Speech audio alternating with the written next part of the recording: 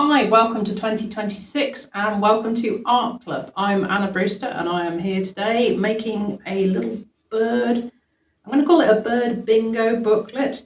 It's nearly time for the Big Garden Birdwatch here in the UK, so I thought in honour of our little feathered friends, we'd make one of these little books so you can put your birds in the right places. So let's get going.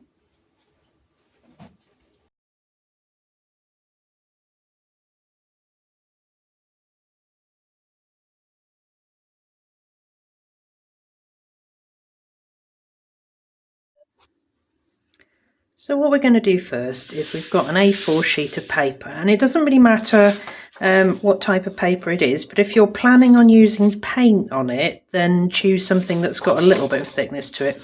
This is just cartridge paper. It's a bit like A4 printer paper, maybe a little bit fancier than that, but not much.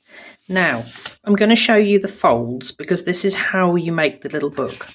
So the best way to do it is you fold it over like this, just in half. All the way across, nice crisp fold, and then you fold it again like that.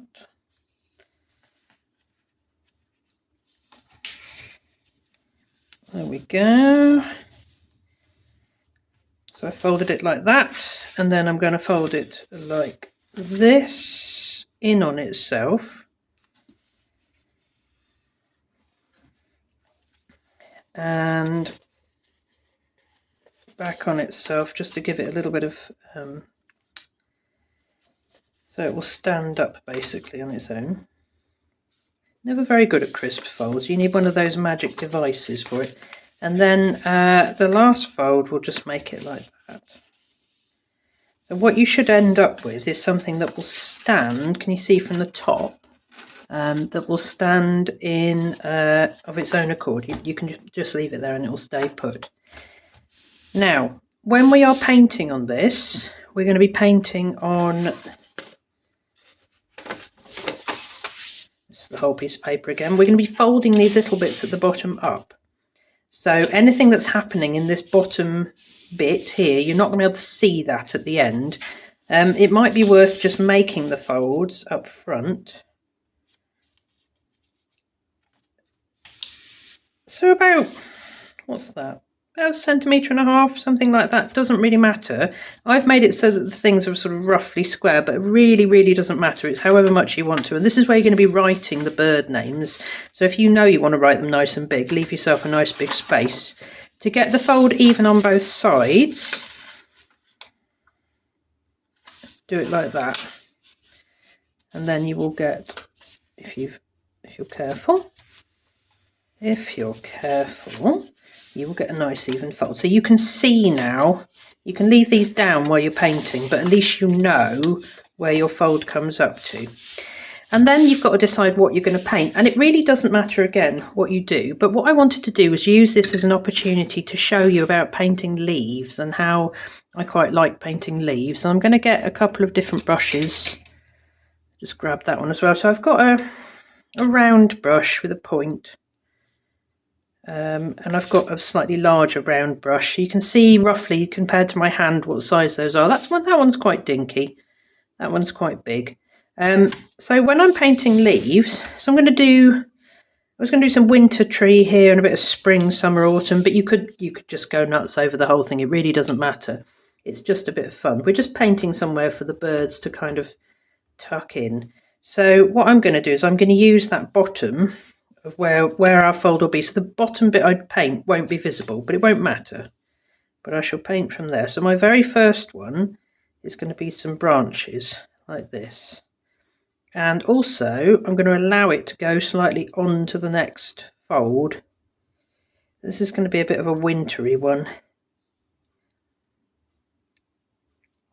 Just using a nice sort of medium brown. Don't ask me what brown this is. I've got absolutely no idea. This is my, as you might have noticed, this is not a clean palette. This is a really disgusting palette. This is my travel palette. Goes places with me.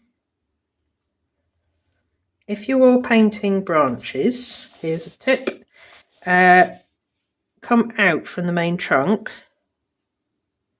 You're pushing down a little bit, and as you get thinner, lift the brush off the paper. So you are getting, your branch is getting thinner as you lift the brush off the paper, and it just, so for example, oh, like that. And then as you get to the very end, you can be, I couldn't do it there, turn it round, don't do what I was doing. There you go. It's a bit harder when you're trying to keep it where a camera can see it, but allow it to kind of flick like that. And so what I can do then, I've got a little sort of tree thing going on here. I'm going to show you about leaves as well. Spring. So spring is usually very, very pale green leaves, isn't it? We're going to go for these nice sort of acid bright. This was a yellow under here. I don't know if you can see where I'm putting my paintbrush at the moment. If you can't, that's probably for the best.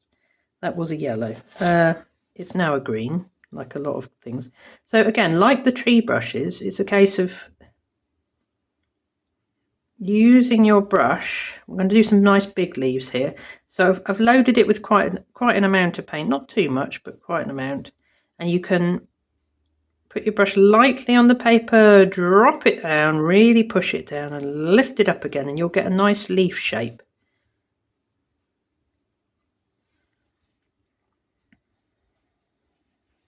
Just going to put a load of them on, and I'll do some more, even more yellowy ones, more acid brights. Now remembering that some of this is not going to be visible. I might put some pen work on top of this as well. Put my elbow in the paint, that's always good, isn't it? Little and some really yellow ones, if I can persuade any of my yellows to be yellow. Periodically I have to actually just take my palette and rinse it under a tap. Nope, we're just going for full on green. All my yellows are green, never mind.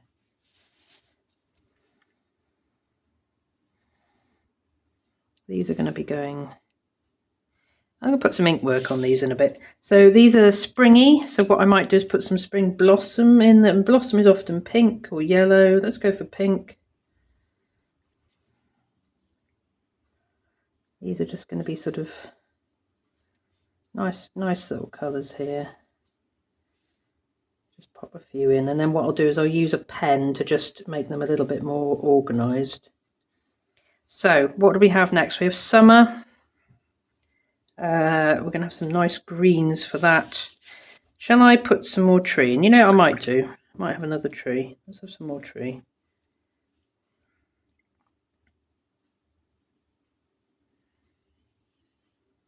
Again, starting wide at the bottom.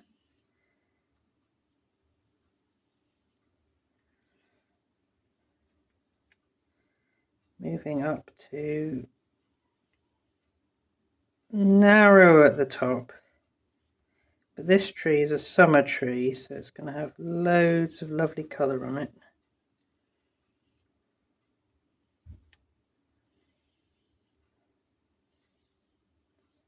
I'm going to let it go over into what's going to be the autumn one as well. Because why not? You know, I might even get some fruit going on there. A lot of the art club things are a little bit seasonal, but I think that's because I'm always doing them at the time. I usually make the videos about a week before I put them out, so I'm always in the season that I'm actually painting. If only I was better organised, I'd make them all at the beginning of the year, but no. That is never going to happen. Right. In case you're wondering what any of the paints are, I use Daniel Smith and Winsor & Newton paints predominantly. They are artist quality watercolours. This is not artist quality paper though, but they do give me lovely bright colours, which is important for me. I like a nice bright colour. So let's get some greens going on, a little bit of sap green.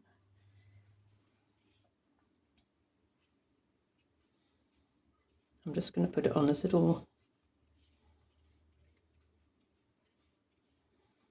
I'm trying not to touch the trunk because the trunk is still, whoops, missed it a bit, got a little bit on there. The trunk's still a little bit wet. So if I avoid the trunk, what I can do, as I can see it starting to dry, I can put a few more over the trunk. That's quite fun. And then what I'm going to do is I'll put a few green leaves over here, but this will go to autumnal type leaves. So let's get a few light green ones just to add a little bit of contrast. That one will do.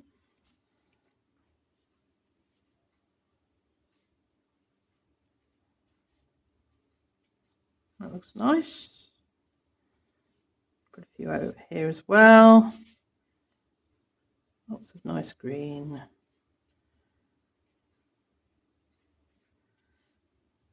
And then remembering that, of course, this bit isn't going to be visible anyway.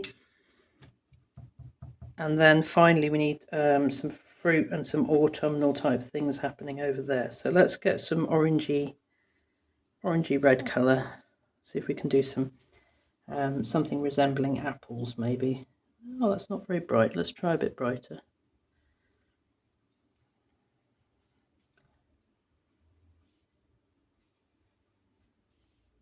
Doesn't have to be perfect because it doesn't matter. We're just having a bit of fun.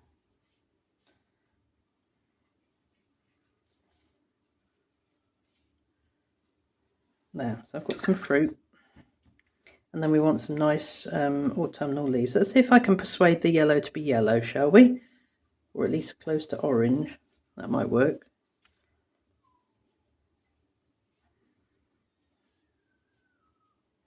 That's better.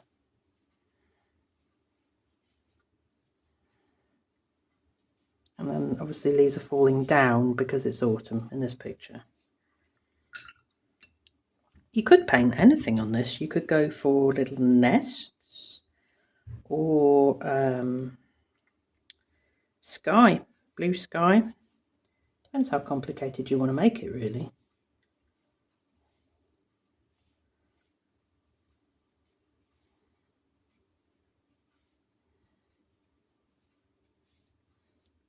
It's lovely autumnal colours.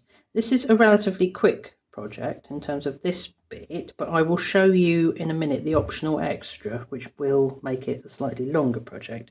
So the Big Garden Birdwatch, which is happening, usually happens towards the end of January, and then they do another one later in the year. This is the RSPB, which if you're in the UK is the Royal Society for the Protection of Birds, and they are one of my favourite charities, and every year they do the bird watch so we can see kind of what's happening in our gardens, and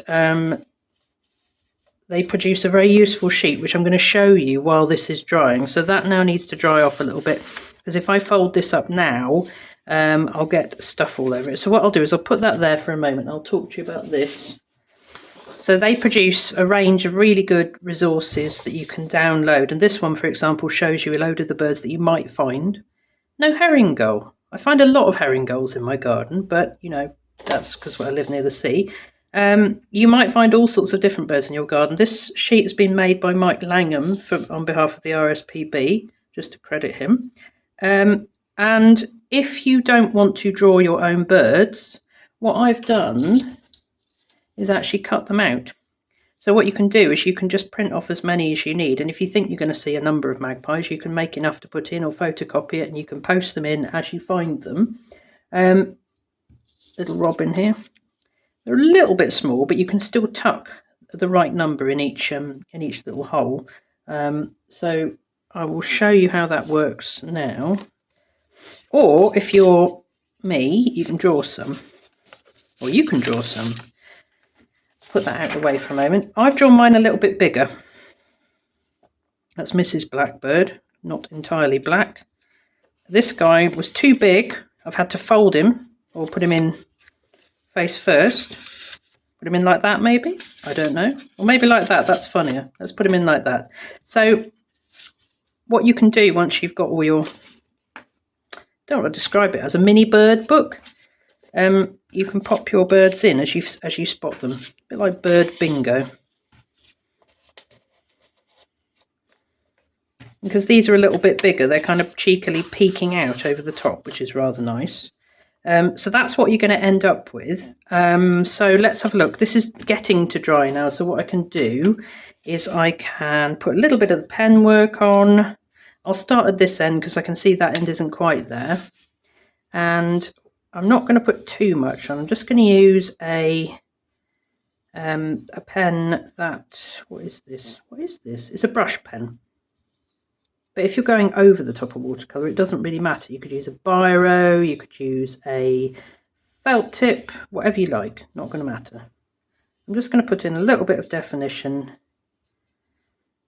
just to tidy it up a bit. So just putting it in on one side of each of the branches, like that. This bit is still a little bit wet, but I'll do a few just to give you an idea. So I'm going to put these in as little flowers, those pink bits that I did earlier. Like, I don't know, cherry blossom, something like that. And then these leaves.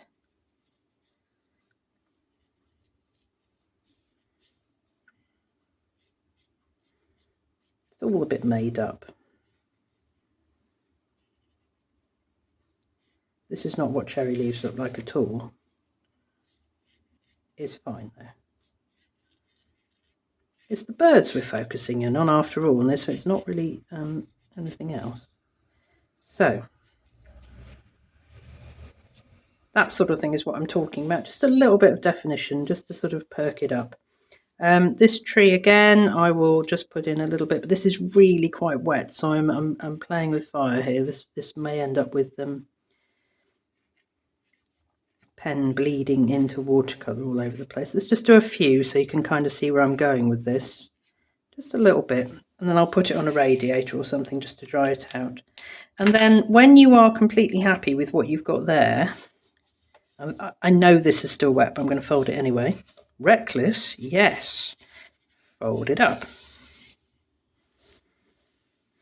Okay, and at this point, tiny bit of masking tape or something like that, or a little bobble of glue or something on the ends, just to stop your birds falling out, because nobody wants that. I'm going to just get a couple of little bits. Now, I've only done one side of this. You can, while you're painting, just turn it upside down and do the other side as well. And then you'll have you'll be able to see your birds on either side, which will look really nice. I'm just doing one for the sake of expediency. So that one, when you've got your other side up too, needs to go around like that. Don't stick it until you've painted everything you want to paint. And then this one goes there. So you've then got your bird containment system. I'm just going to give that a really good fold. There we go. And then you can write on here, however you want to do it, your birds.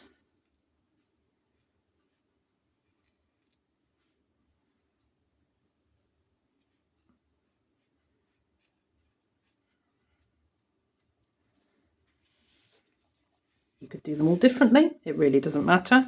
I'm going to do them all differently.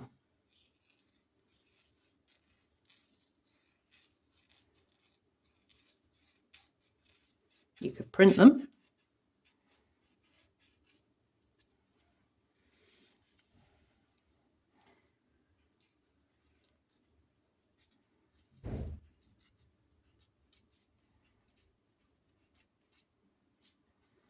And the wood pigeon.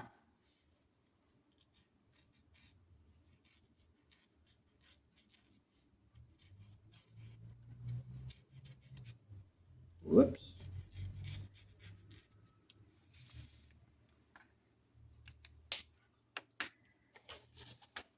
If you've decided to draw your birds, I've done these with a bit of pen as an outline. I've just coloured them in with pencil crayons, but you could paint them if you wanted.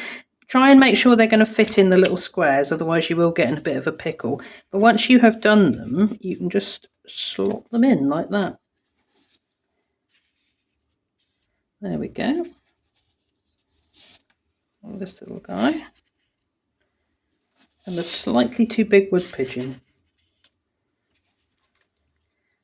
And this is a lovely thing to share with smaller people, if you have smaller people, or just for your own, call it bird bingo, just for your own fun really, more than anything else. You could do it with other things as well. My daughter suggested maybe doing it with types of fossil that you found. That would be really fun. Plants that you were spotting. And then you've got a little record of everything you've seen. And that is pretty much it. There we go.